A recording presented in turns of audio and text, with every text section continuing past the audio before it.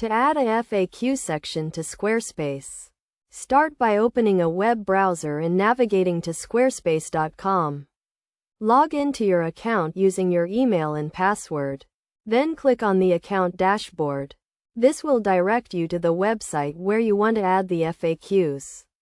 On the left side, you'll see various options such as website, selling, invoicing, content, and more. Click on Edit for the website.